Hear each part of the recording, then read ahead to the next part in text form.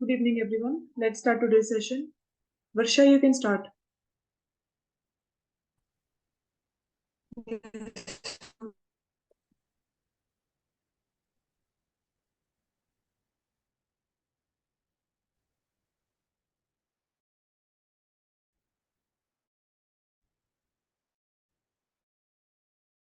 Um, Hello everyone. Hope that my screen is visible and I'm also audible.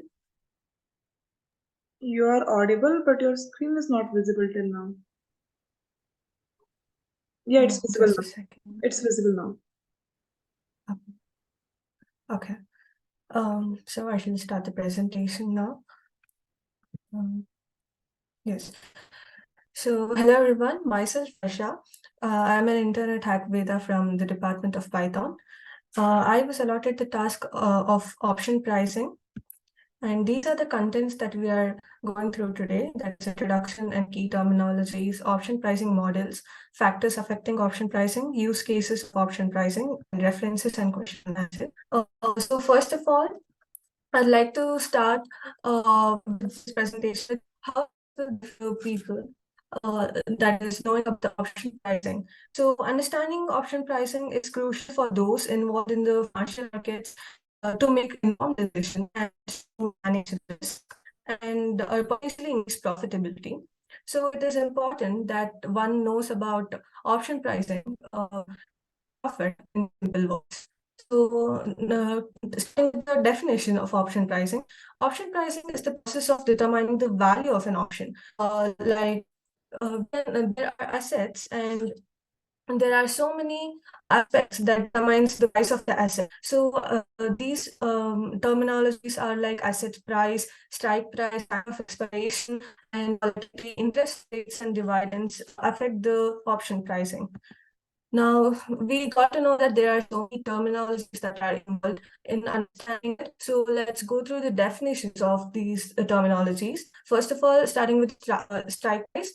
So strike price is the option, the price at which the holder can buy or sell the asset. And time to expiration is the length of time until the option expires. And volatility refers to fluctuations in the market price of the underlying asset, and dividends are a distribution of companies' earnings to stakeholders. So, for example, as you can imagine tech giants like TCS or Infosys, and they just don't own the whole every stock of it. There are common people also hold stocks and those companies. So that are such part of cash, I mean stock, which are given to other people outside of company also. So another terminology is tech decay, time decay. It regarding the value and approaches expansion rate. I mean, all the factors remain constant. And delta is representing the change in option price.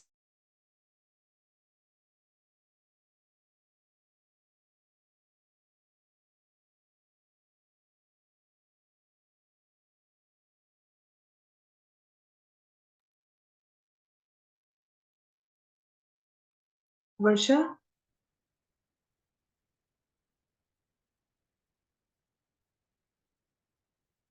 please find some stable network connection. Um,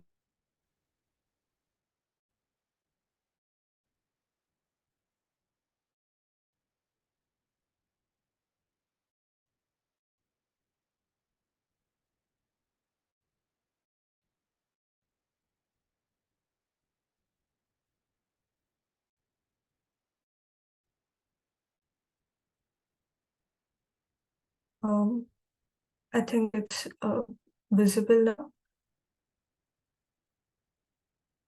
No, it's not visible.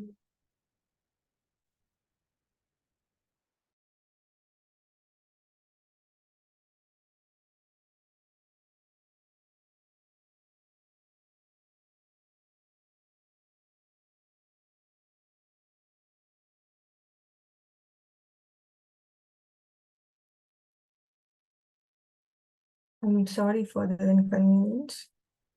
Uh, Excuse me, ma'am, is my screen visible? No, till it's not visible now only. Okay. So my slides aren't visible, ma'am? No, only you are visible. Okay, ma'am, I shall share it again.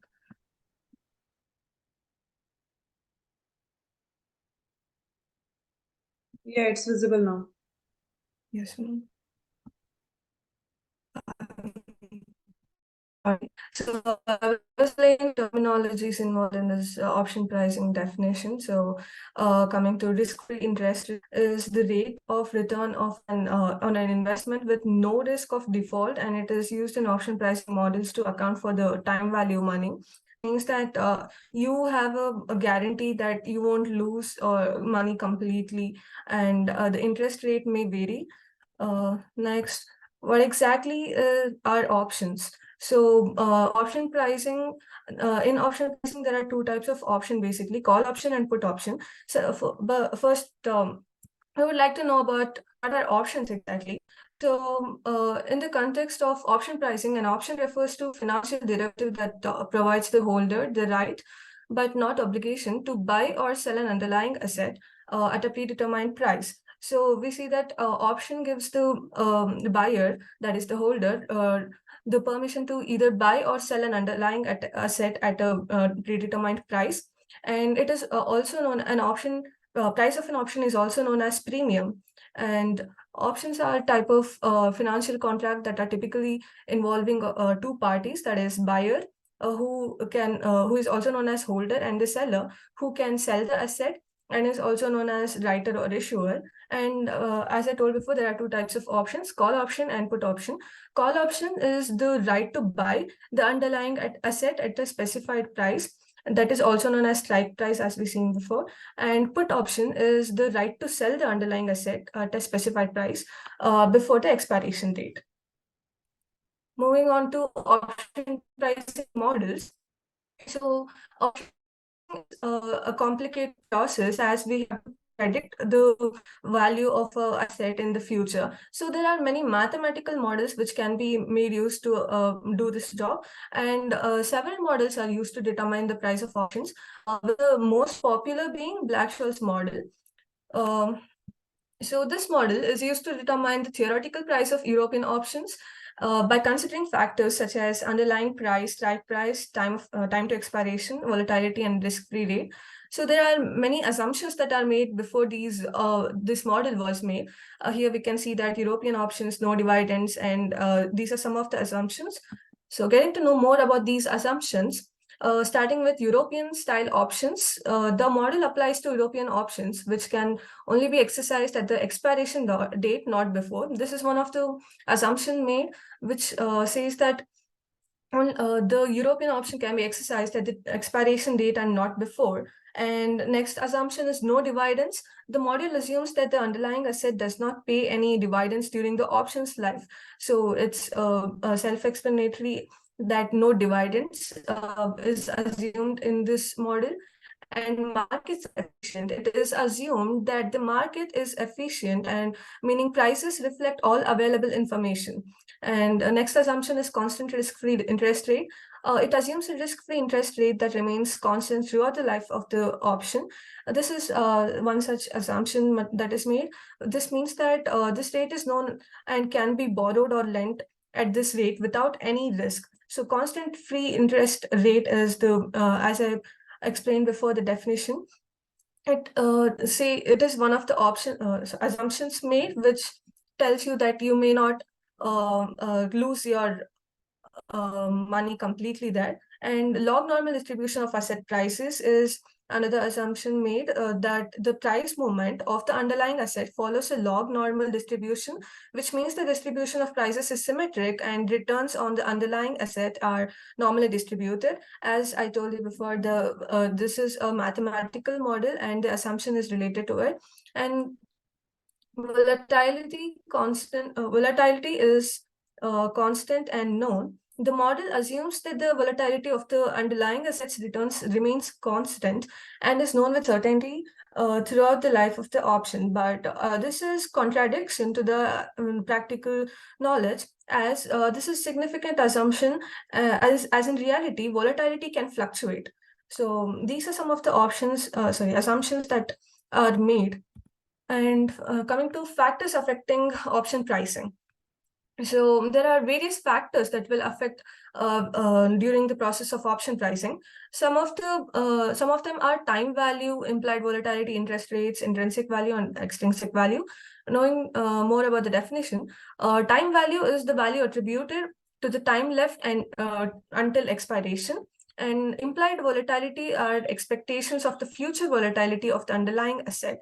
So implied volatility can be imagined as the fluctuations in market that will lead to future volatility or fluctuations. And interest rates are those rates on the assets that you buy, which may be higher rates tend to increase option premiums. And intrinsic value is the difference between the current price of the underlying asset and the strike price. Extrinsic value is the additional value attributed to an option beyond its intrinsic value. And it's part of the option premium that reflects the probability that the option might gain intrinsic value before expiration. So these are some of the factors that affect the option pricing. Now, coming to use cases of option pricing, which means that, in simple words, why one needs to know about the option pricing. So first of all, knowing about option pricing will help in informed decisions and in managing risk, and also potentially increase profitability. To be specific about the use cases, I have listed down 4 types, where it's trading strategies, corporate finance, risk management, and financial research and analysis are the different domains. Coming to trading strategies, under that, speculation is one such use case where you can make use of option pricing. Like there are different models, as I said before, and speculating the interest rate or the price of an asset can be useful by making use of option pricing models. And volatility trading, some traders focus on profiting from volatility changes. So option pricing models are crucial device strategies that capitalize on these changes. So next, corporate finance. Under that, capital budgeting, marketing. When making investment decisions, firm can evaluate the potential impact um, of real options on project evaluation using option pricing models. So it can be used there. And employee stocks options are companies. Yes. So companies use option pricing models to value employee stock options. This is one such use case. And risk management, in that market risk hedging is one such use case, where financial institutions and corporations use options to mitigate market risks associated with interest rates. So foreign exchange rates and commodity prices, all these can be managed using option pricing. And insurance products, where the insurance companies may employ option pricing models to design and price various insurance and reinsurance products. And another such use case is financial research and analysis, where valuation studies is done. Like researchers use option pricing models to study asset valuations, volatility forecasts, and market efficiency. And financial engineering is and financial engineers develop new financial instruments and derivatives. These are often using option pricing models as a foundation innovative products.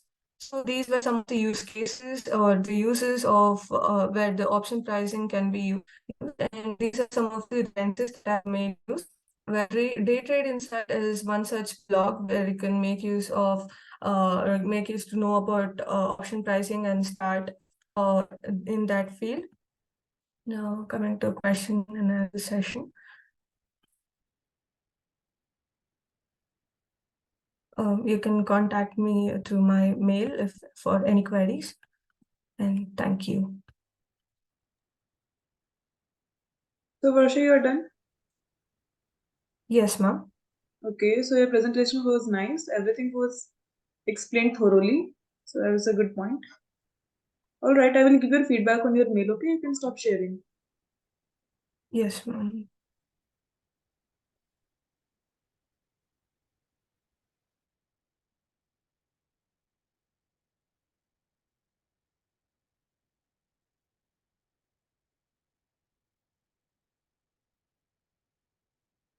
Nivedita,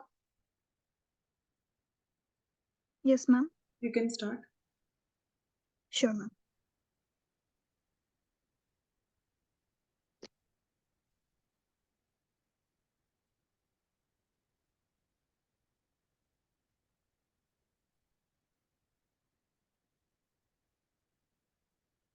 Ma'am, is the screen visible? Yeah, it's visible.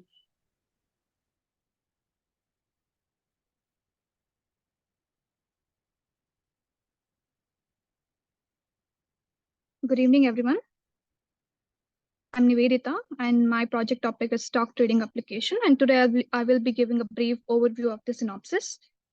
So the contents of this presentation includes the introduction, goals of the project, features, a problem with the existing systems, and the requirements and advantages, and the conclusion. So when we come to introduction,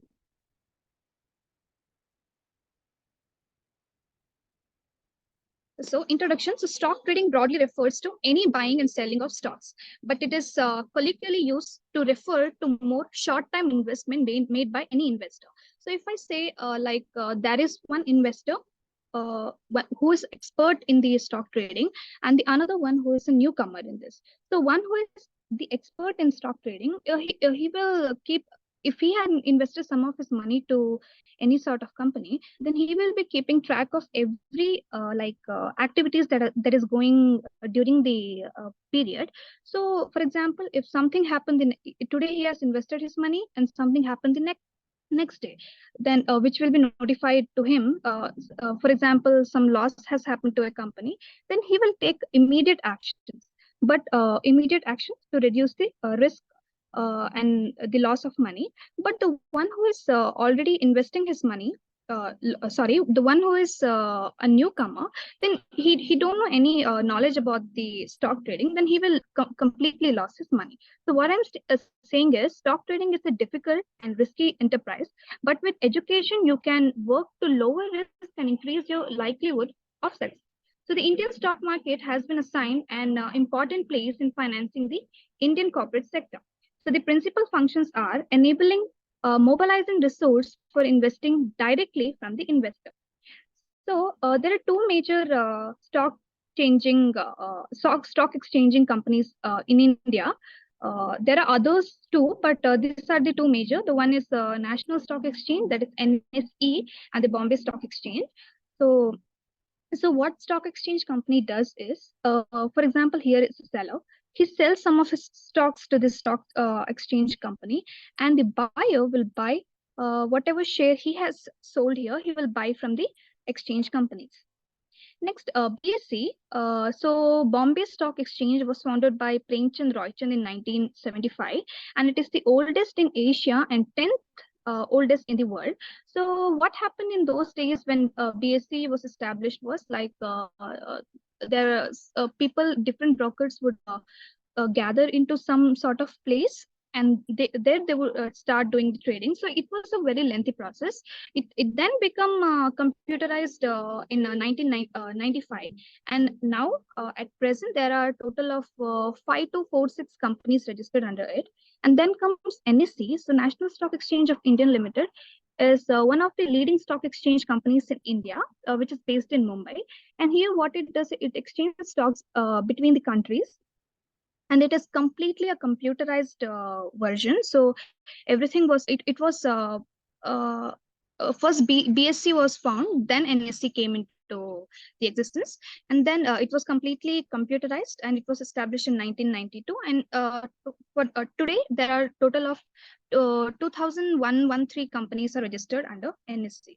So the goals of the project is to provide a convenient way to trade stock online. So when we say that online word, then we know that nowadays everything we can do while sitting at home itself. Any online shopping we can just do while sitting at home itself. Then this is a major convenient way of trading stock also. We can just it just perform using some steps and fingertips. So the application allows the user to access real-time stock markets. So real-time stock refers to the actual price of the stock, actual current price of the stock.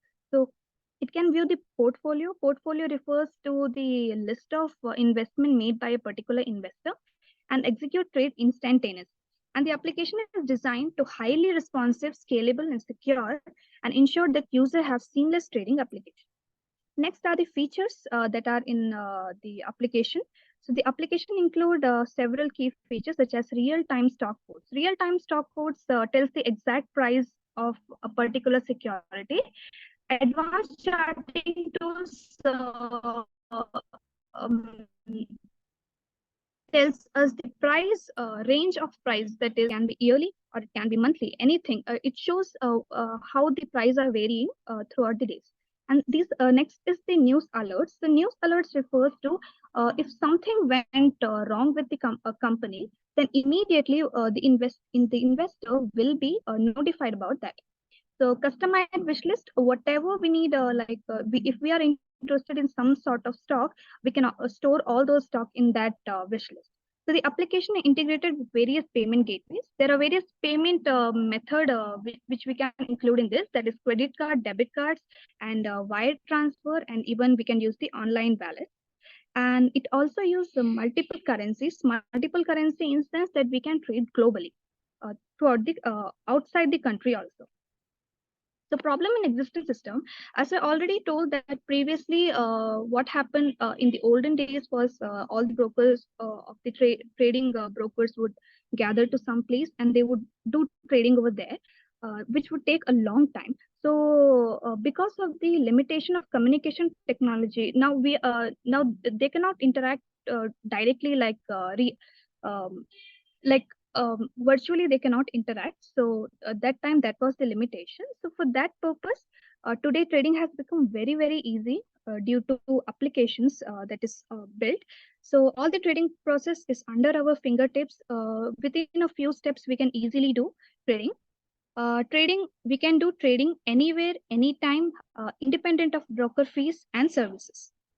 Next is the functional requirements and non-functional requirements. So the functional requirement, user registration and authentication. User registration includes the username and the password in order to register.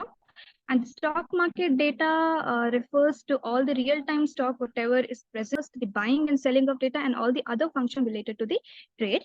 Next is the stock research, where we can see which all companies participating in the trading and what are their current prices and all.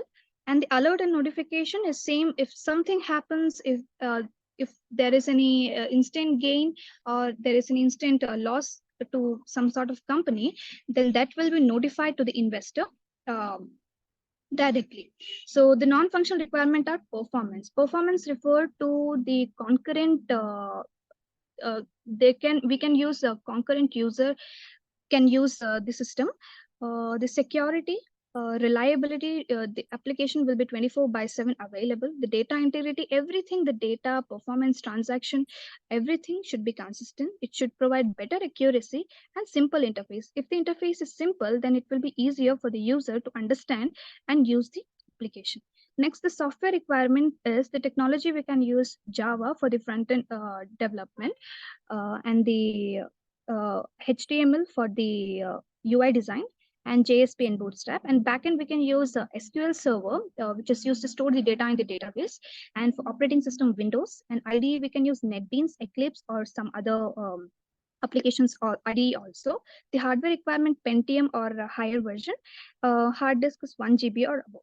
So the advantage of this project would be it is very convenient. It is very easier to use as it is online. We can download directly. Nowadays we can download everything through online. So it is very easy. So we can can be done with small amounts. Even like we can start the investment to a small amount. For example, we can start the investment through 100 rupees also. So we can make the profile in a very short time, just in few steps, our profile is created. It also eliminates the middleman. There is no brokerage system here.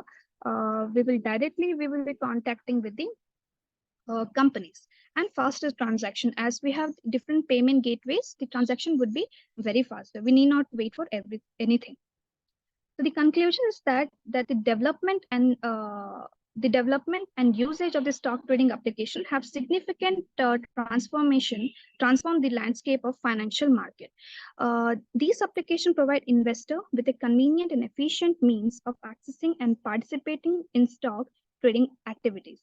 So we can easily interact with the application, and we can easily buy or sell the stocks. And another point is that if we want to make trading as our profession, then firstly we have to have the knowledge about the trading, and then we have to practice the trading. Then only we have to implement the trading. Without the knowledge, without practicing, if we directly go for stock trading, then it is none other than gambling. So however, it is important to note that stock trading application can be with certain risks. So we have to do stock trading with all our senses on. So these are the references from where I bought this contents for this presentation. So if there are any questions, you can ask me, or else you can mail me. Thank you.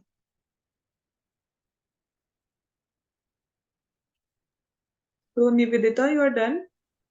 Yes, ma'am. The presentation was great. Everything was nicely explained, thoroughly researched. Good work. Thank you, ma'am. All right, Nivedita, I will give your feedback on your mail. You can stop sharing, okay? Okay, ma'am. Thank you. Okay. Manushri, you can start. Yes, ma'am.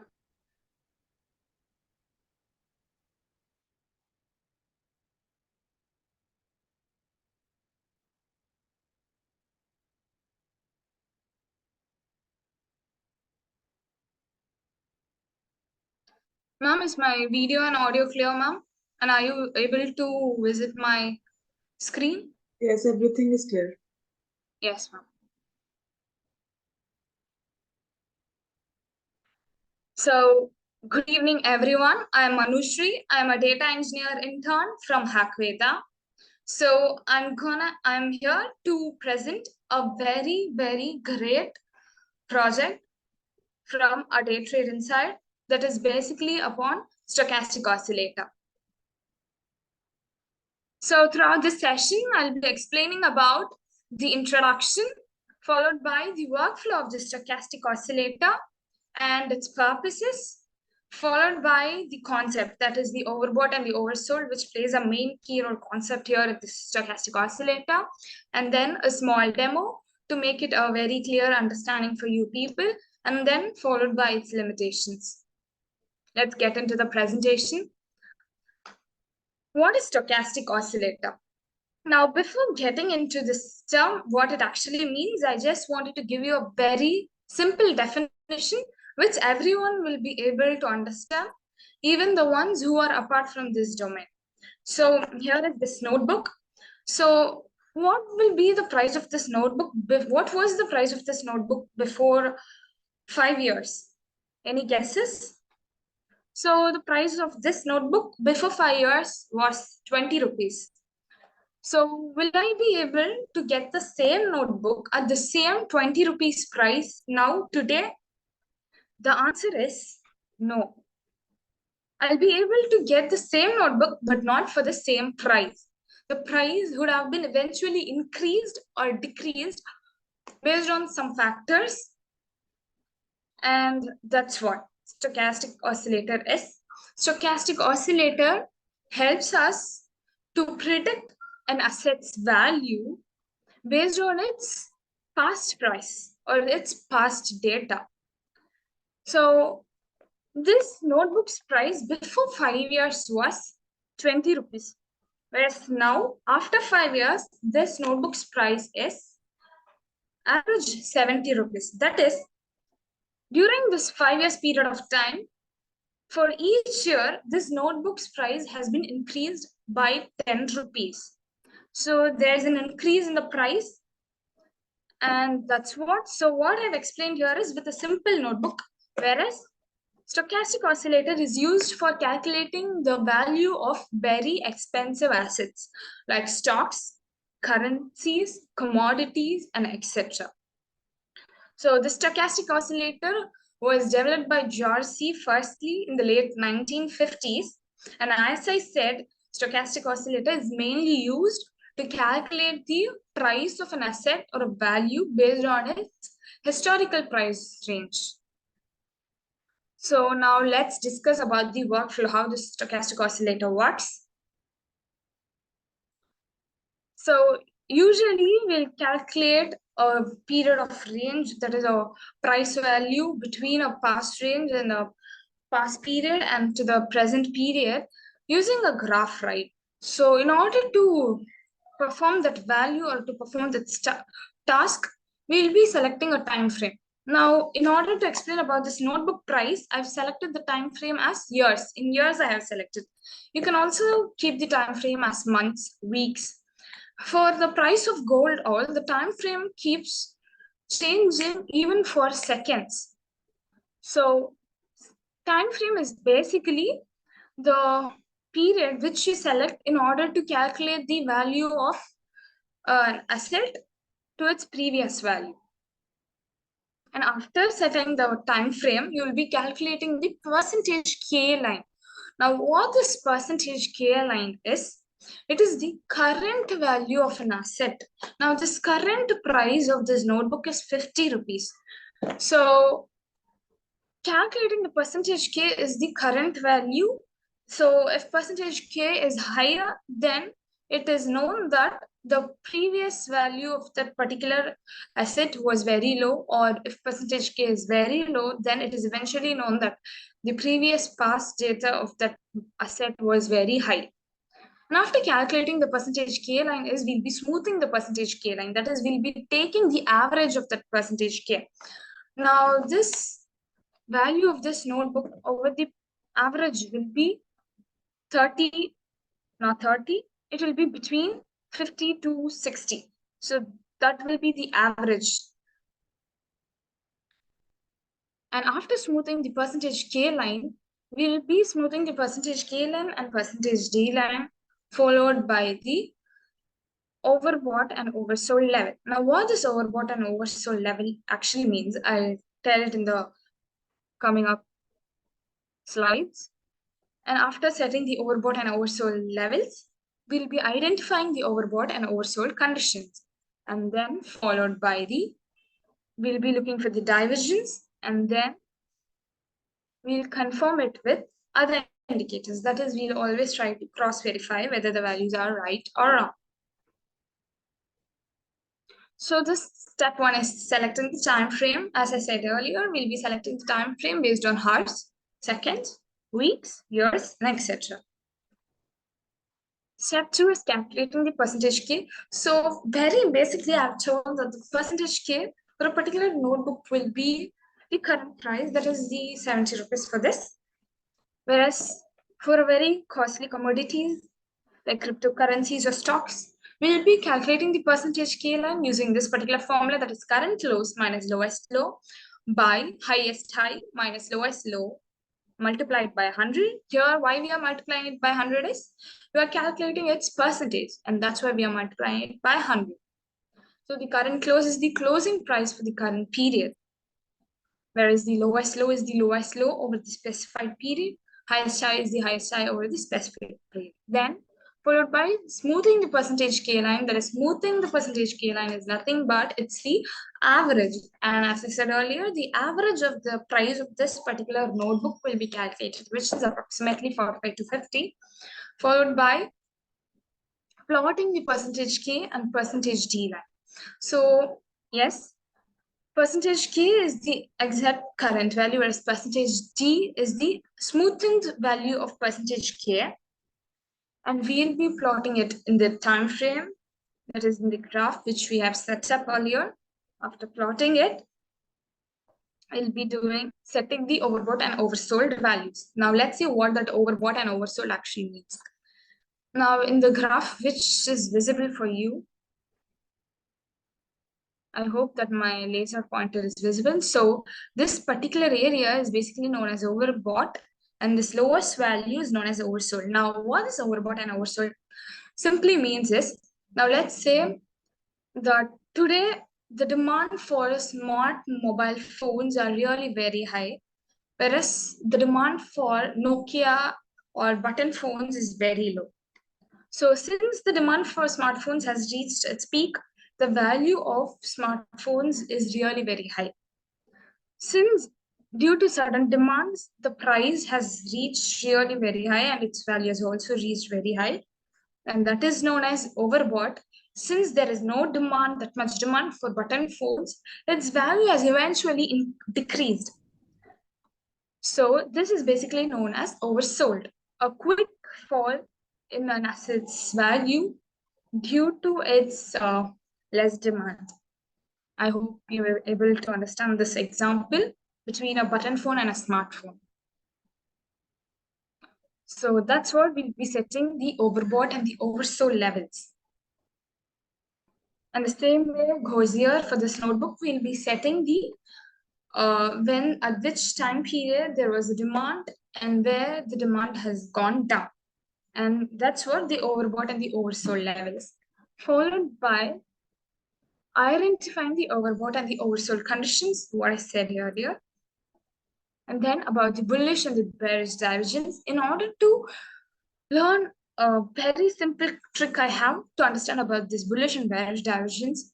So when our graph looks like this, like a W, when there is a low, high, that is like a W, then it is simply known as bullish.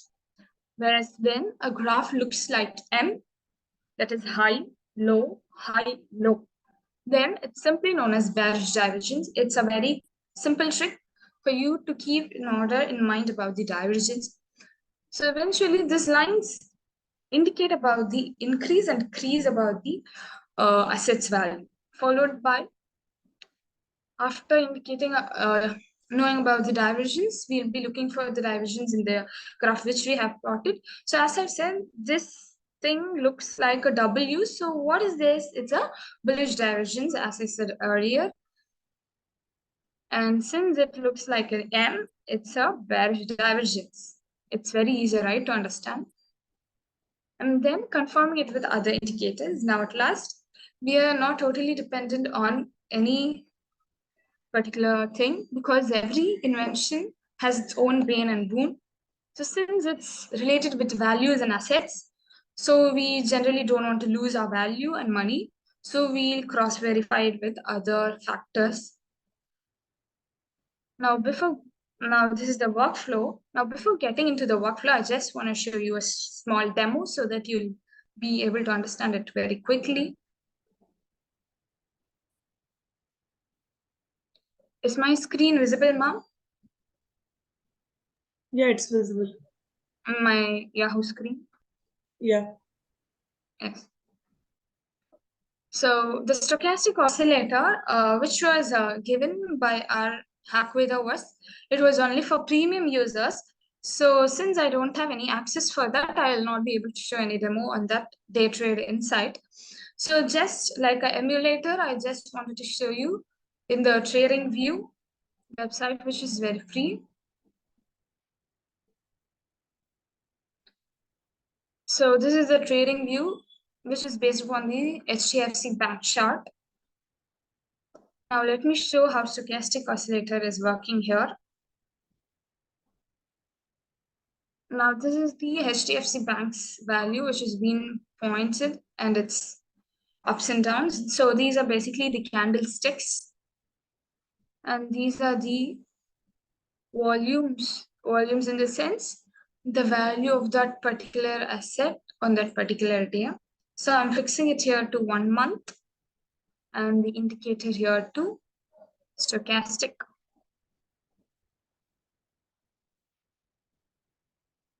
Yes. So now the stochastic here is visible. So this is the time frame which I've set for 1 month. And percentage, the blue lines here indicates the percentage K, that is the current value, which is crossed with the percentage D, that is the smoothened value of percentage here. And also,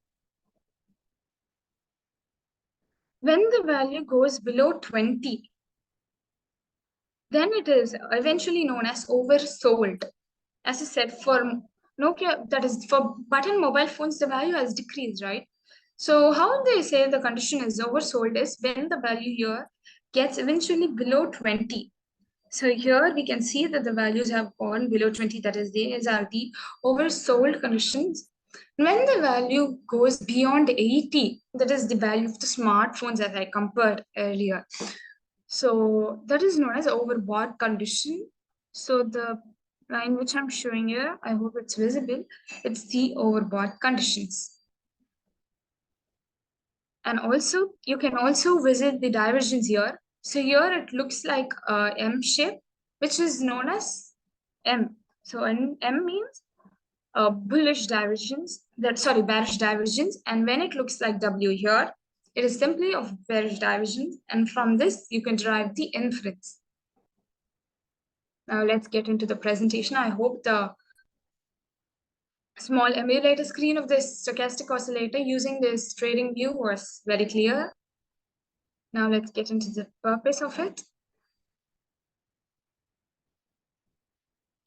First purpose is to identify the overbought and the oversold conditions, which helps traders to pinpoint the movements and the assets, as I said earlier, and then followed by the providing trading signals. So the trading signals which are mentioned here is the percentage K and the percentage D values, which is calculated using a formula.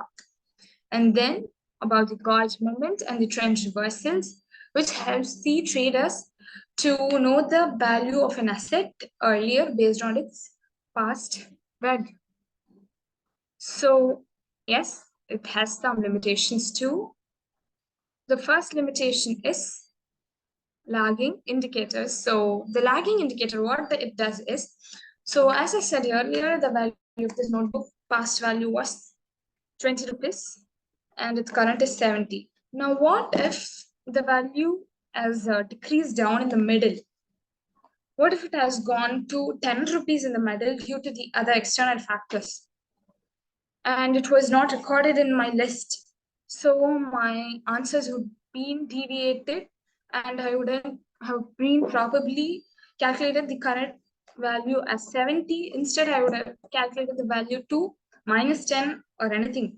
So due to any missing values, the result would have get deviated very easily and lack of context.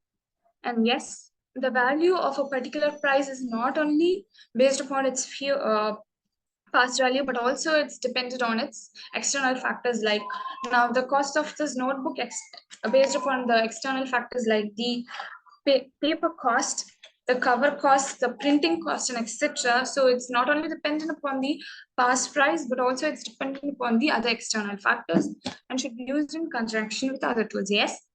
So we cannot totally rely on the stochastic oscillator. We should cross-verify it with other basic tools and then whipsawing. So whipsawing, what it actually means is when traders totally rely on one particular stochastic oscillator, then there are chances for them to lose their money. So they may get lost. And yes, that is whipsawing actually means. Summary, now we have come to the end of the presentation. Now, throughout the presentation, we have shown about the stochastic oscillator and how it works, the purpose and its significance, followed by the workflow with a small demo illustration, and then about its limitation. The references, the day trade insight which was given to me from Hackveda and of Think Markets and Ask Traders, and the trading view illustration which was showed by me was showed by this YouTube, that is our student, one of our colleague, Subhi Varshini, who performed this illustration so that it would be clear. You can also visit this YouTube channel for reference. Thank you. If you have any more queries regarding this, you can reach out to me for this mail. Thank you. You're done, Manushri? Yes, ma'am. Great presentation. Everything was nicely explained, thoroughly researched, up to the point. You explained with example with the help of notebook. That was great. So overall, great presentation. Keep up the good work. Okay. Thank you. All right, Kushal, you can start. Yes, ma'am.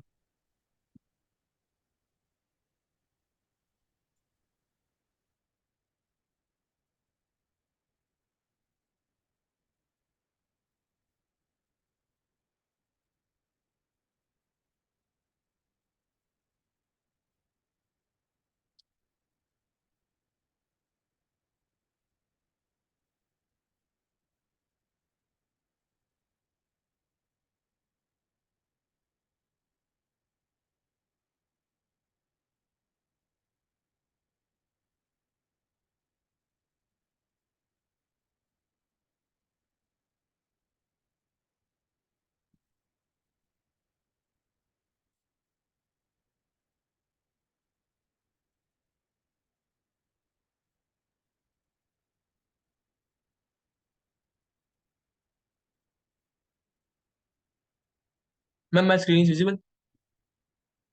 Yeah, it's visible. Okay. Thank you, ma'am. Yeah, so ma'am, this is my first presentation. I am intern at Hackveda for cybersecurity. So this is my task one, concepts of networking and reverse shell. So let's continue.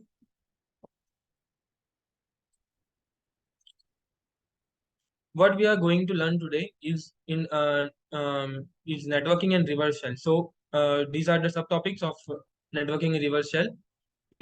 What is networking? Networking devices, topologies, types of networks, IP address, the main important OSI model and TCP/IP model, and in reverse shell, bash shell, reverse shells, types of reverse shells, and practicals.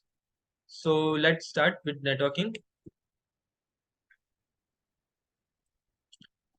So what networking means? Networking involves the communication between two or more devices that uses some communication protocols to exchange some information. Like two computers are said to be interconnected if they're capable of exchanging information. And for this information to be possible, to exchange information to be possible, we use like different protocols and different via like cables. And this, in networking, the computers and servers which are connected to each other are called as nodes. And then let's continue. So here are some networking devices we need to know. Here is a network interface card which is called NIC, and it is physically installed on our desktop and laptops. It contains physical address called as MAC address also, which it is a permanent number on our laptop to identify it uniquely. And it also has the media access control like address. And then we have the device called repeater. What repeater does, it just improves the network connectivity and uh, between the two routers or regenerate the signal. And a repeater is not an intelligent device. Like it does not uh, decide on its own to which device to connect with. Okay, and then um, there is a hub, and hub is used to connect the multiple uh, devices like laptops or servers to each other to exchange the information. And it is also not a intelligent device, it's just a broadcast device. um, like if we share information through one computer to hub, and we provide IP addresses uh, to particular host, but it does not just send their information to a particular host, but all the connected networks, all the connected nodes. So it is not in use nowadays because of its disadvantage. And then there is a device called bridge. Um, Bridge basically convert network data formats and perform basic data transmission management. And bridge provides connection between LANs, between two LANs, to exchange the information. And then it also check data to determine if it should cross the bridge. This makes each part of network more efficient. And then we have some more devices.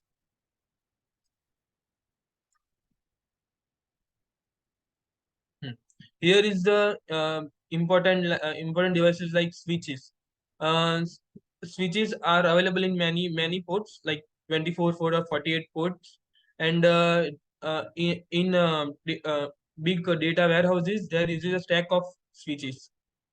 So switch is an intelligent device. It connects all the hosts, but broadcasts only to a particular host. Broadcast message to a particular host from server, and it sends data to a single device only or particular device. And then we have router. Nowadays, we use router is used for the like Wi-Fi's and all other uh, uh, uh, to a router is device that connects two or more switch packets on subnetworks. It serves two primary functions: managing traffic between these networks by forwarding data packets to their intended IP addresses and allowing multiple devices to use the same internet connection. Through router, we can connect our laptop, mobile devices, and like TV and all other devices. And then there is a gateway. The gateway is a type of router, but it's only helps to connect the two different networks. Like there is a office in which there is subdivisions, and it is a HR management and account management. So if they want to exchange the information, they can use the gateway. Gateway is intelligent, so it will only broadcast the message to only a particular IP address or to a particular node. And then we have a firewall. So what is a firewall? Firewall is a can be hardware device or software which protects devices from harmful activities and attacks by hackers. We all nowadays we all have a firewall in our laptops to protect it from the outside network. And there is a hardware firewall which protects multiple devices, or we can say a whole group of devices. And then a software firewall can only protect a single device. I hope these devices are clear. Like,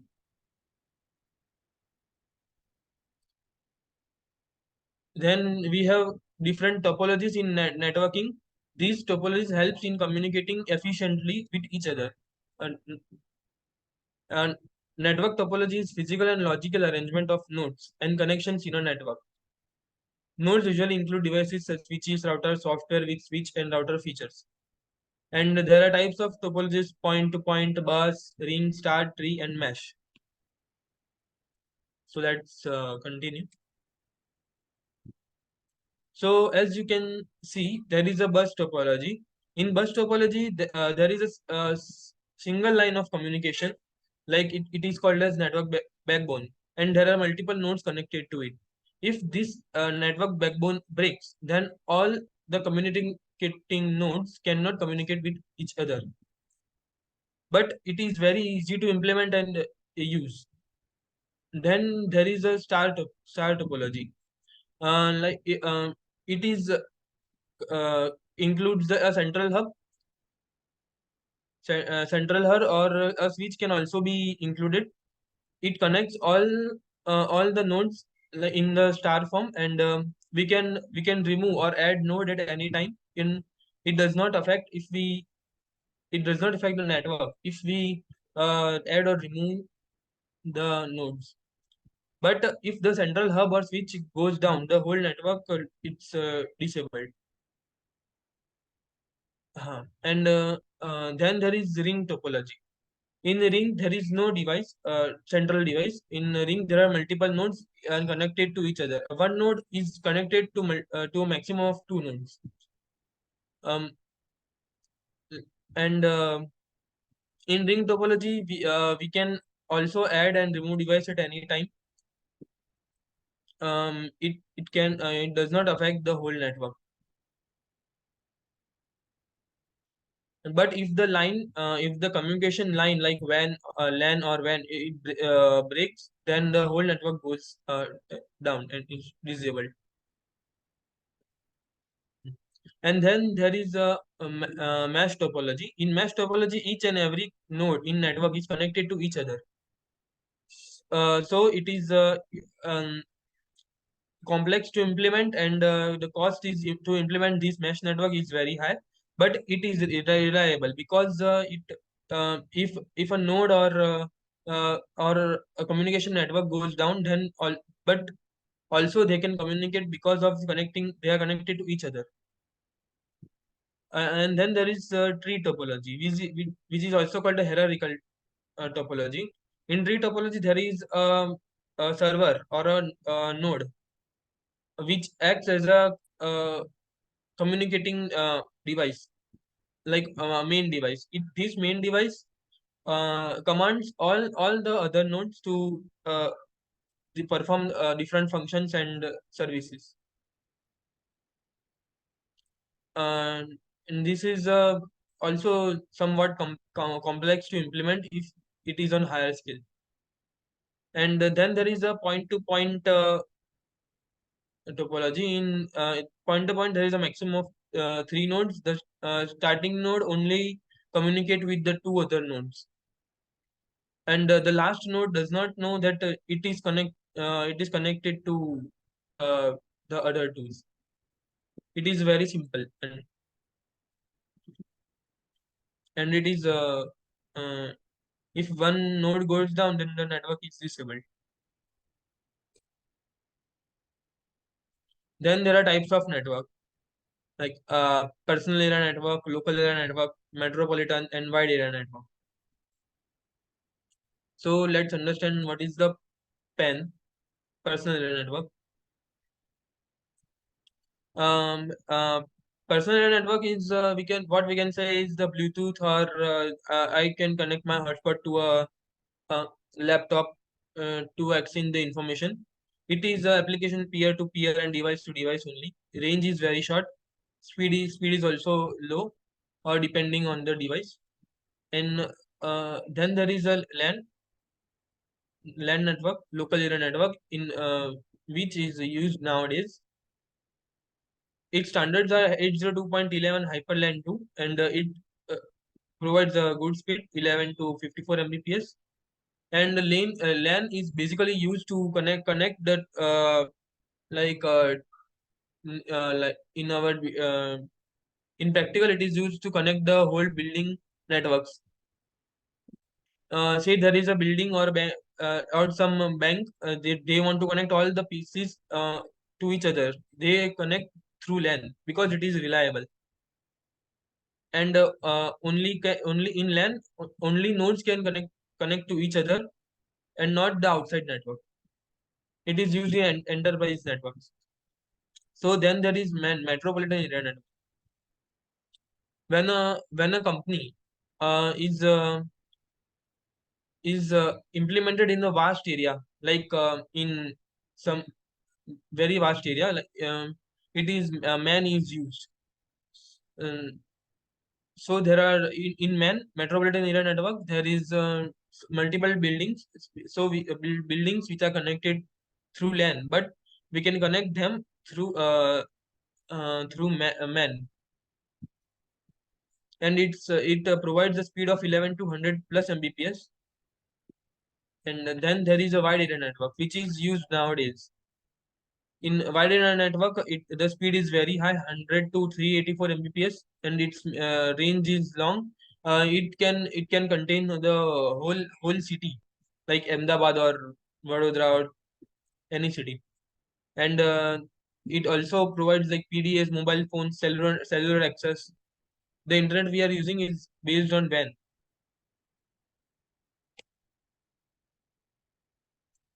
And this is also an important topic. Like, what is the IP address? Every device on the communication, they have a IP address, which helps it to identify uniquely. So it stands for Internal Protocol Address. It is a set of rules for communication over the internet. And so um, for example, there is a IP address 192.168.1.1. In there, where 192.168.1 is network ID, and the final number and remaining 0.1 is the host ID. And what is the network and the host ID? So network ID is identify that how many networks or how many number of networks it can connect to, and the host ID, like uh, how many hosts it can connect to.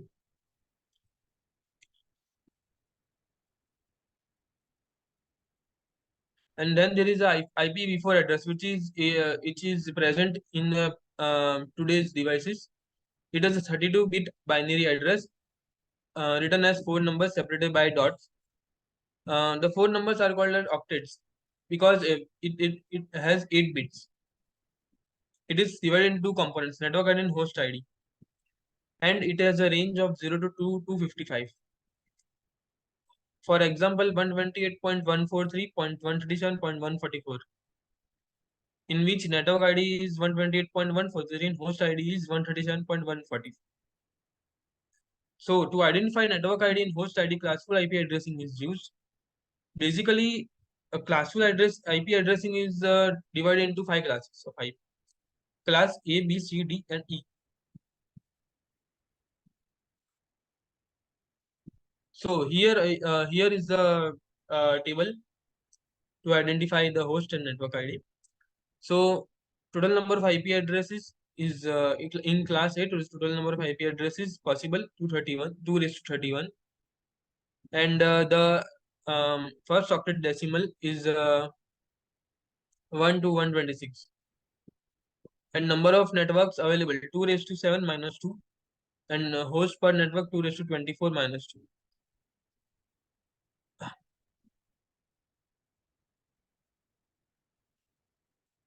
In previous example, we use the class B IP address, which provides which has a network of 2 raised to 14 and the host 2 raised to 16 minus 2. And likewise, there is other class C, D, and E. In today's world, we use class C networks in our mobile devices, and like our laptops, there is this class C IP address only, 192 to 223.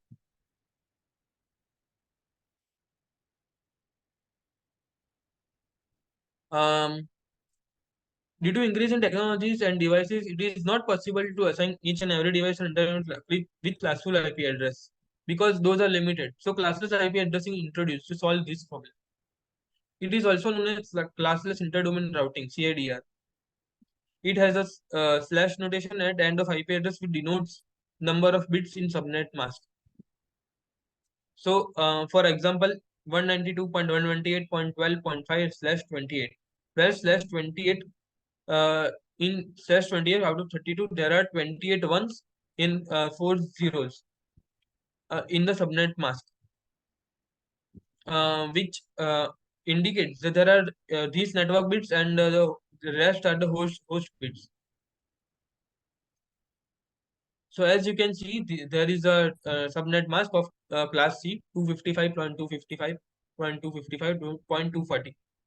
and in bits, decimal bits, it is denoted as 8 times 1, 8 times 1, 8 times 1, and then the 240 is denoted as 4 times 1 and 4 times 0. CIDL helps to eventually combine 2 or more classes networks to create /20 or /2 subnets. Subnetting, what is subnetting? Subnetting divides large block of IP addresses into several small blocks and assign them to different smaller networks. Now there is the OSI model. The OSI model provides a standard for different computer systems to be able to communicate with each other. It consists of 7 layers, which explains working of the model. Each layer of OSI model handles a specific job and communicates with layers above and below itself. Nowadays, internet is not based on OSI model but on a TCP/IP model. However, OSI model is still widely used as it helps to isolate and troubleshoot network problems. OSI model helps to know the actual working of the network.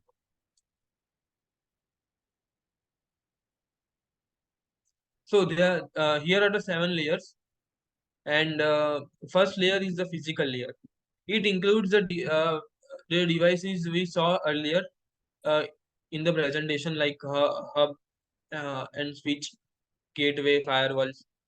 It is responsible for converting and transferring data into individual bits from one hub or node to the next. It includes physical equipment to do so, like data cables. And then there is a data link layer. It is responsible for moving frames from one hop to the next. It control flow and error between the intranetwork. In data link layer, so when there is a switch connected to two nodes like computers or PCs, then if there is an error in transmission, it retransmits the data, so it is reliable. So message cannot be lost. In network layer, third layer is the network layer, and it is responsible for delivery of individual packets from source to destination host. And then there is a transport layer. Transmitting, it is responsible for transmitting data using transmission protocols including TCP and UDP. So TCP is transmission control protocol and UDP is user datagram protocol. TCP is connection oriented protocol. So now connection oriented protocol means TCP is widely used, and it connects the particular two hosts or multiple hosts with each other via internet, and it is reliable because we cannot lost the packet, or there is maybe some delay, but we can receive the packet easily. We can in TCP we can take the example of apps like WhatsApp or Instagram. When on WhatsApp, when we message each other and we do multiple messages, they are transmitting through TCP. Like if we message someone like hi, how are you? If I message hi, in, first I message hi and then how are you? So first it is transmitting hi only, not how are you. It also maintains the sequence of the messages like hi and how are you. And in the UDP, UDP is used, but in it is very less used. It is used for where there is no need to oversee the network connection and like transmission speed and maintaining the sequence. In it is UDP is used in gaming services, like we play game, and it should able to continuously able to provide us provide us the graphics and all the data we are playing.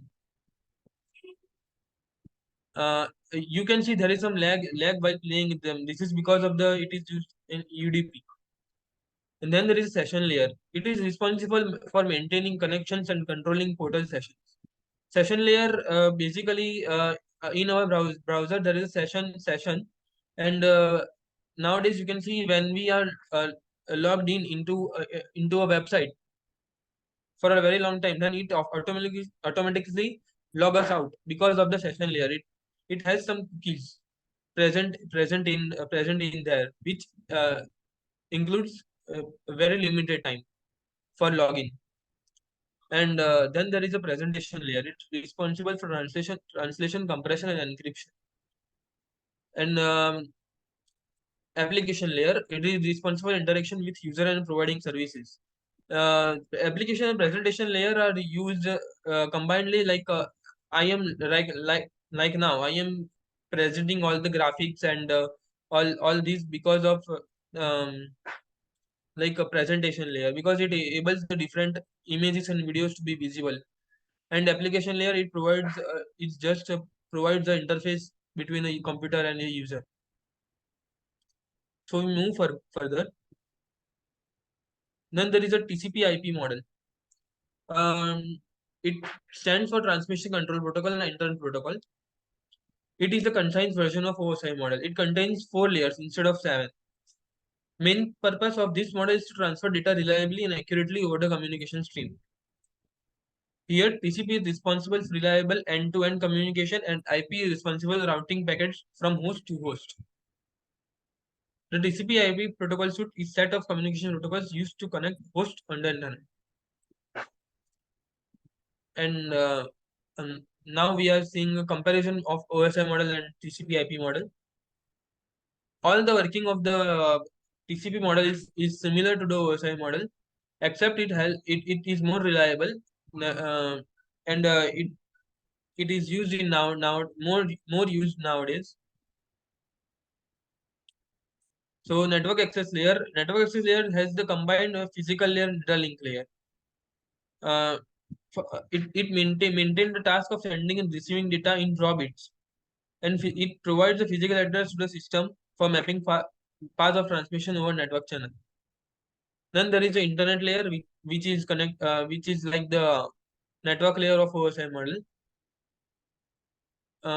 It is the same like the OSI model. And then there is transport layer.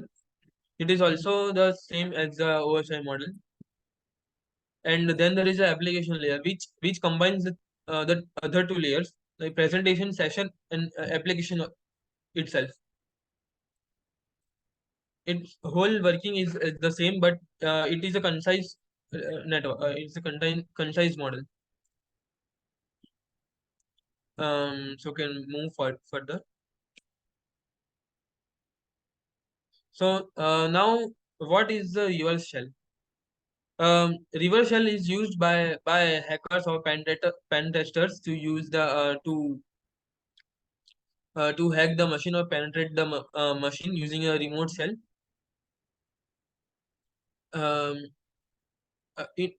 First of all, we can know what is the bind shell. In the bind shell, attackers connect a machine they control to targets to the target's remote network host, requesting a shell session. Like we can use telnet command for remotely connect to the host. It is simply known as the bind shell. Here the user is client and target machine is the server. But in reverse shell, the roles are opposite.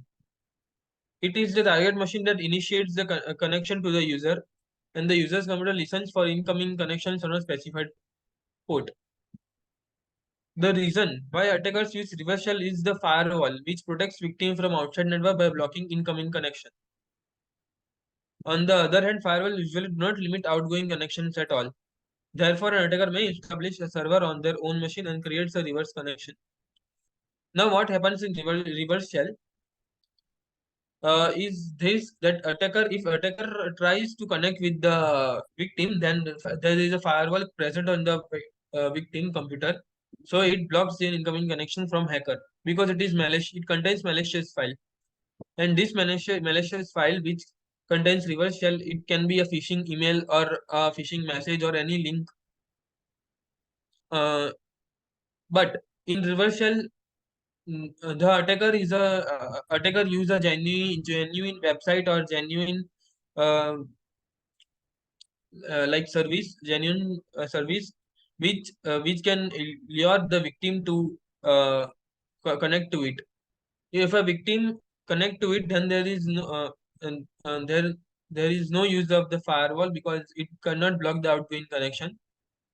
And once the attacker has the access to victim's computer, it can exploit the victim's machine.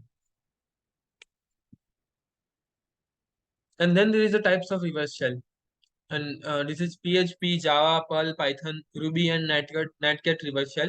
There is a different languages we can write the reverse shell code in different languages. And here is the practical of a Netcat reverse shell. So here there is a client machine which is the attacker. This is a parrot machine, and again and there is a target machine, victim. So first of all, on the client machine, like attacker, attacker first uses the command nc -nlvp 4444. Now here it is a netcat command. Netcat is genuinely used for remote host connection, but here the attacker use it for the reverse shell.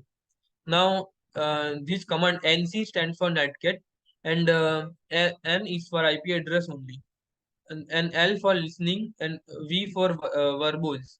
Like verbose means the information of the uh, like target machine, and then P is the port number. We can specify the port number. The attacker IP is the 192.168.17.133. So, and then is the target machine, and the target machine is the victim. Like we can insert this netcat command in a net shell, and we can send it to the victim through email or some app. And this command netcat nc stands for network hyphen e means program to exit after connect. And then we can connect in a bin in bash dictionary, and then there is a IP of the attacker, and then there is a port number. So with this command, it connects to the attacker, but victim does not know that it is not it is a attacker through to which it is connecting. So as soon as the like victim is connected to the attacker uh, can run some commands like ls command here. Ls means list. It lists all the directories on the desktop, like desktop documents, downloads, and then he can also change the directory through cd command, and then list in to see the what it contains.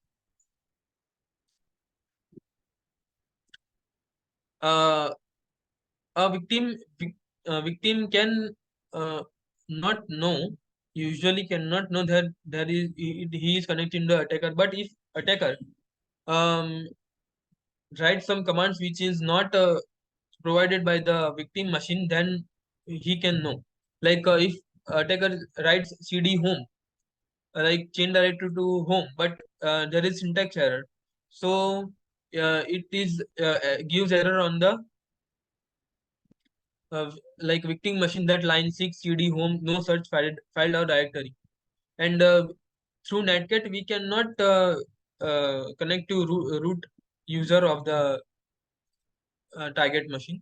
Like sudo su it is used for super user, and here it asks for the sudo password for victim like me, Kushal.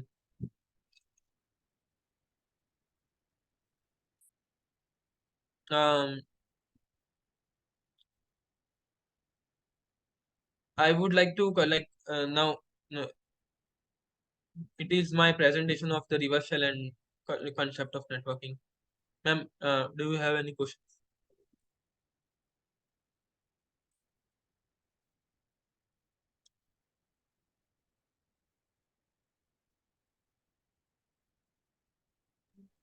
Kushal, you are done? Yes, ma'am. Do you have a thank you slide? Yeah, after like waiting for 10 seconds, then present thank you slide as well, okay? What, ma'am? After waiting for 10 seconds on Q&A slide, jump back on thank you slide, okay? Okay. All right, your presentation was really nice. Everything was explained nicely. You have researched as well. That was good. Yeah. But- Ma'am, Yeah. I can show the practical like if you allow me to that on the Linux machine. Okay, you didn't have to ask this. You have to present it on your own, okay? Okay. All right, But you can do that. okay.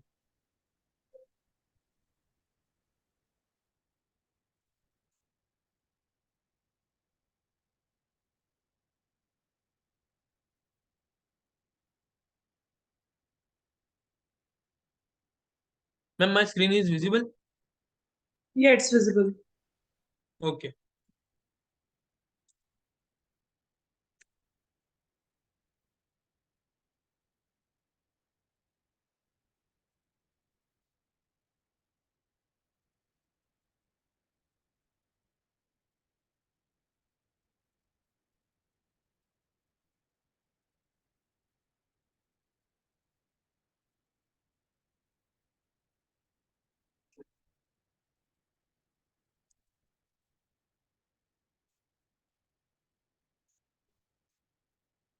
So here is my attacker machine, which is a parrot security machine, and here I type the command as now it is listening on the port 4444, and here is the victim, and it initiates the connection by using this command.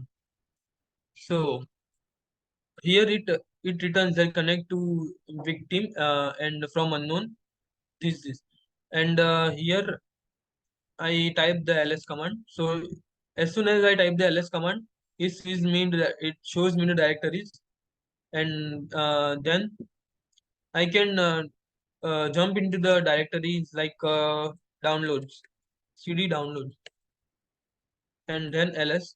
It does not contains any files, and see, I am in the home Kushal and downloads. Uh, we are performing the all the operations here, but it cannot be visible here. The victim cannot know about this.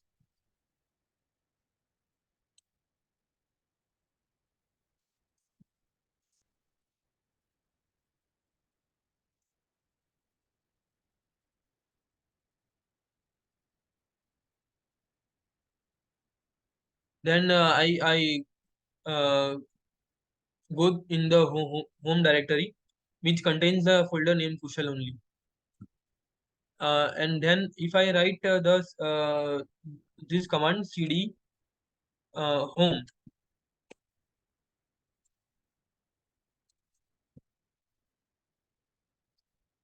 See, here is the error. cd home knows that file directory exists because there is a syntax error in this cd slash home. See, and cd slash ls. We are in the home directory, and uh, if I try to uh, for the super user in the victim machine, then in victim machine it is showing like this, but the victim will know about this because it is asking for the password, and it uh, he immediately terminates the connection. So yeah, ma'am, I am done here. You're done? Yes. All right, Kushal, I will give your feedback on your mail. You can stop sharing. Okay. Amaresh, you can start. Ma'am, can I leave? Yeah, you can.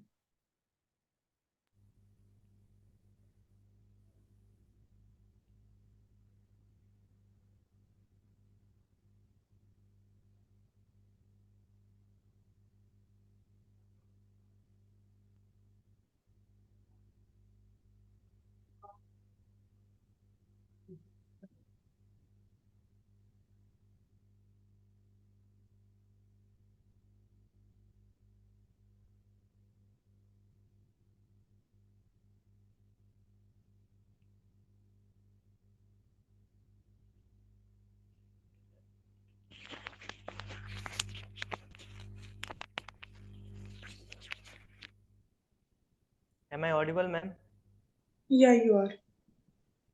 Good evening, ma'am. Myself Amaresh Ranjan. This is my first presentation. The topic given to me for presentation is intraday trading for beginners.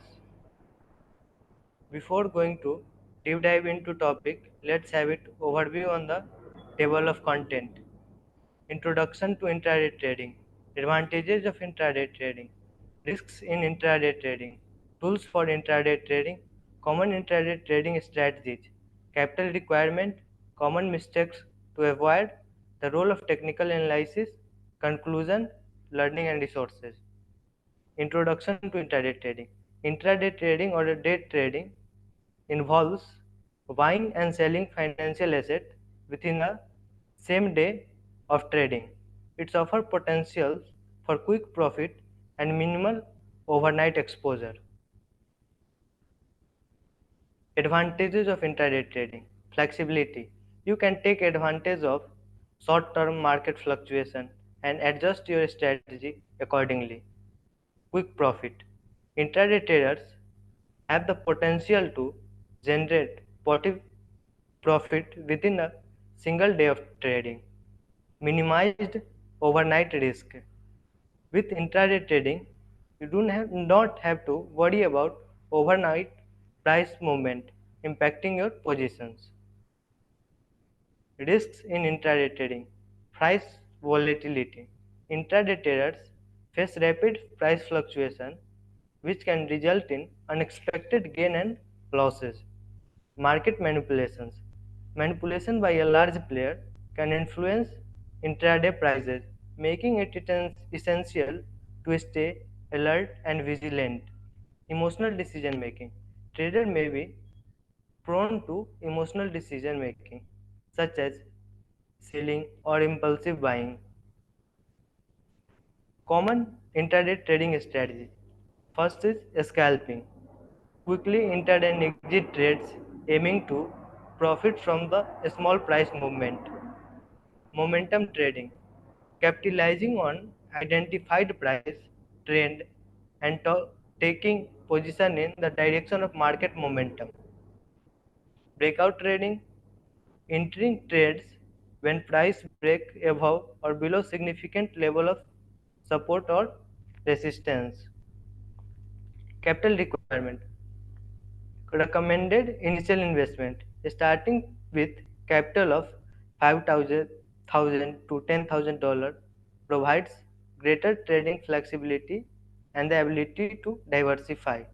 Cost consideration account for brokerage fees, commissions, and potential slippage when calculating your capital needs. Tools for intraday trading. Real-time market data. Access to up-to-date market data is crucial for making informed trading decisions. Technical analysis. Utilize charts, indicators, and patterns to identify potential entry and exit points. News and economic calendars. Stay informed about market news, economic events, and earning reports that can impact your trades. Stop loss orders. Set predetermined stop loss level to limit potential losses and protect your capital. Risk management for intraday trading. Setting stop loss orders. Place stop loss orders to automatically exit a trade when it reaches a predetermined price level. Take profit target. Set profit target to take profit when the trades reach the specific favorable price level. Discipline and consistency. Maintain strict adhere to your trading plan and risk management rules. Common mistake which is avoided in the intraday trading. Over trading. Avoid excessive trading as it can lead to increased cost and emotional exhaustion. Ignoring risk management. Failure to implement comprehensive risk management strategy can lead to substantial losses. Emotional decision making. Letting emotional dictate trading decision can result in impulsive or irrational actions. Now the role of technical analysis. Technical analysis is a critical tool in intraday trading. By analyzing historical prices, chart, indicator. Traders can identify potential entry and exit point as well as predict price movement. It helps in making informed decisions based on market trends and patterns.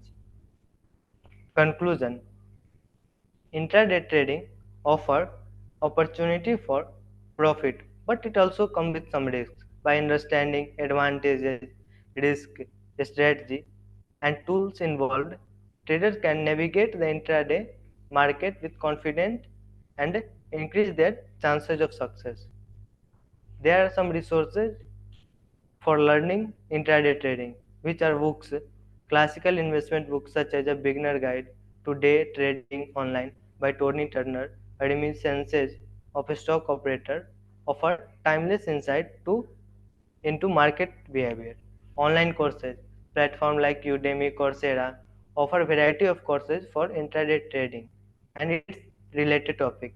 Financial website, Financial websites like Investopedia and Seeking Alpha offer news, data, and expert analysis on financial topics, including intraday trading. Trading simulator. There are some simulator which use for trading. Virtual trading platforms such as Wall Street Survivor and Investopedia Simulator all allow traders to practice trading without risking real money. Thank you, ma'am.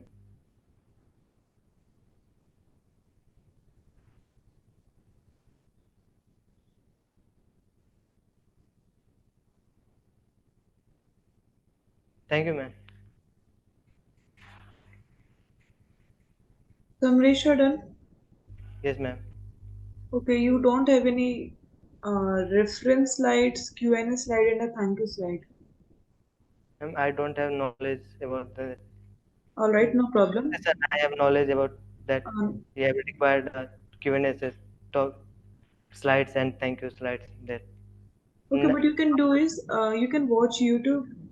You know, we have our videos presented there, so you can watch through YouTube, or you can what you can do is we have intern tracker, and there you can find the references of our previous interns how they have given their presentations. Okay. Okay, ma'am. Okay, next time, like, don't just only read what you have written. Try to explain on your own words. Okay. Okay, ma'am. All right, you can stop sharing your screen. I will give you feedback on your mail. Chandana, you can Yes, start. ma'am. Yeah, okay.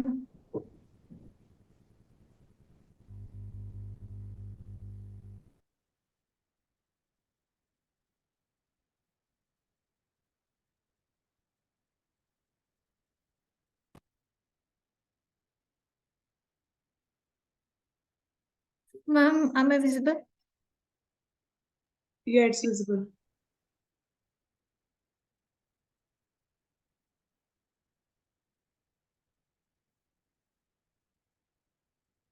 So, good evening, ma'am. My name is PURAM Chandana from Python Developers Group, and my task name is develop Hackveda business operation scripts in Python.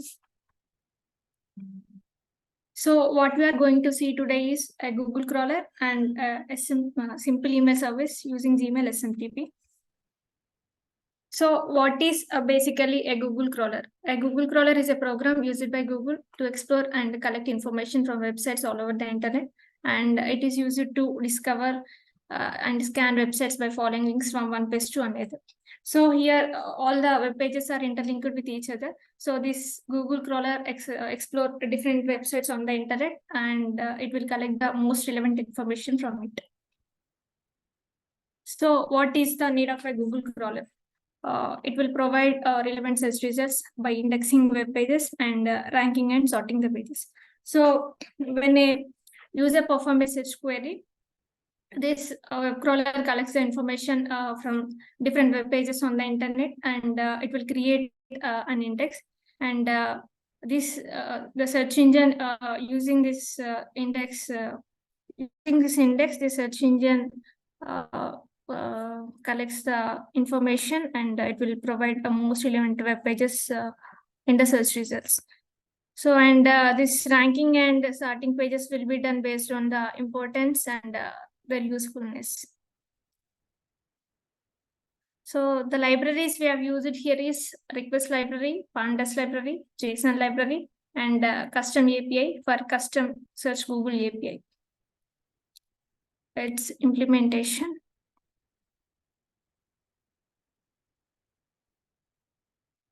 So these are the libraries I've imported.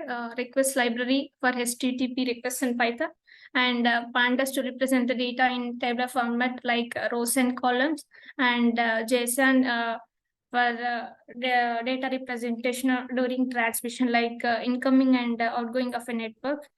And here I created a list list of questions which are asked by the user, and this is the keyword which the user want to give. And here these are the websites I've used here, and one is Quora.com and one is Reddit, and this is the Google URL, and this is the API key. So from this, here I got a response, and this response is a JSON response, and I'm running this.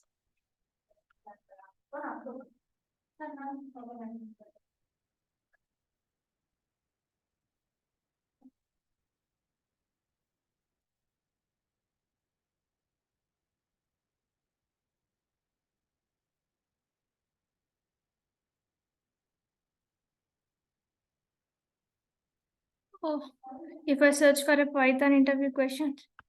Oh, sorry, mom, it was showing an error here. Ma'am? Yeah, Chandana?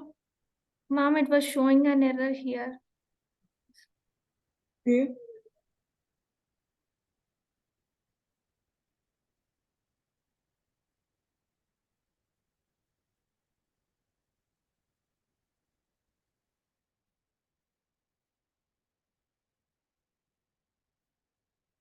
Oh. Why is it showing error? There's something wrong here. So, but it will give me a list of questions, Python interview questions, which are frequently asked by the users. So, and we can store the question list in a CSV file also. So, All right, no problem. You can continue with the presentation. Okay, ma'am. So let's move on to simple email service using the email SMTP. So SMTP stands for Simple Mail Transfer Protocol, and it is a protocol used for sending emails over the internet. And using this protocol as a tool, we can directly send the emails to an internet machine and to the client only just by running the code. Means there is no human interaction needed.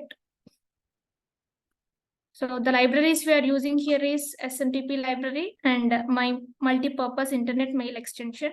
So why we are using these libraries only? Because Python provides SMTP library module, so which is used to send emails to an internet machine. And here we are also using my module to make it more flexible. And using MIME header, we can store the sender and receiver information and some other details. And MIME is also needed to set the attachment along with the mail. And its implementation.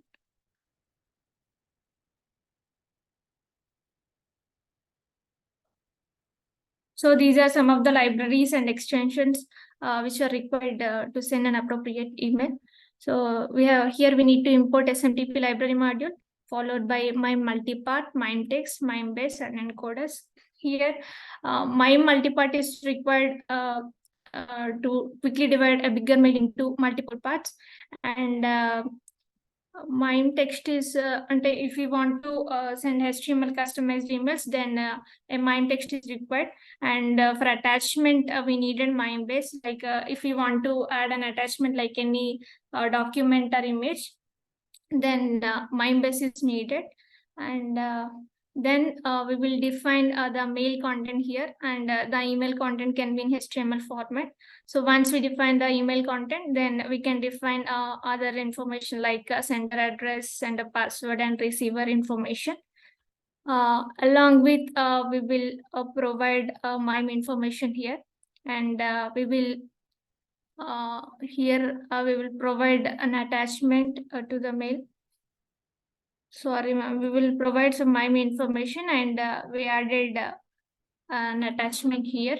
Then we are going to start at SMTP session, and we are going to get authenticated, and finally we are going to send the email.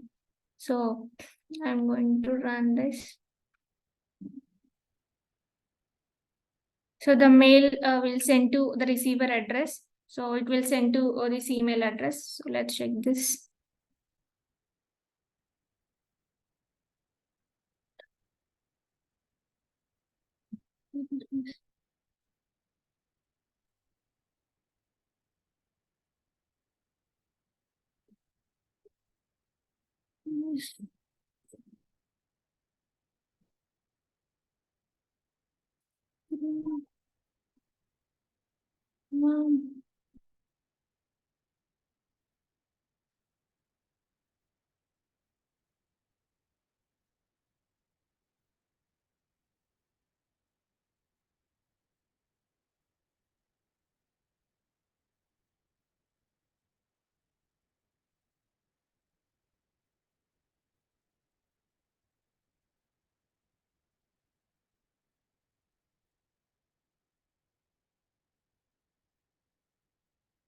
Now we can't able to open this.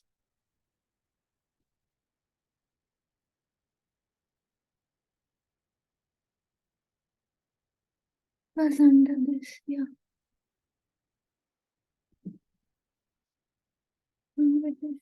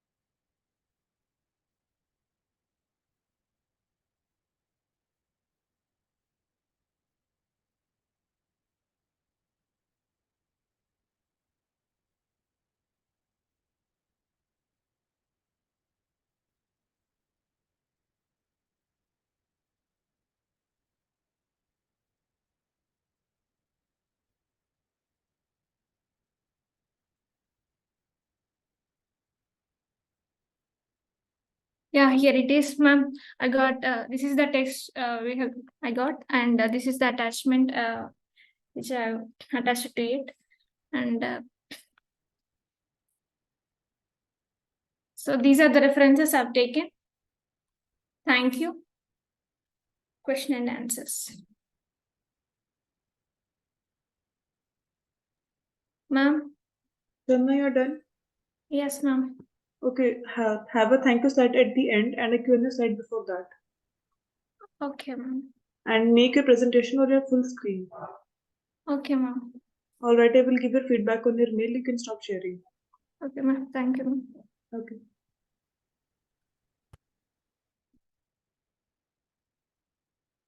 Ma'am, can I leave?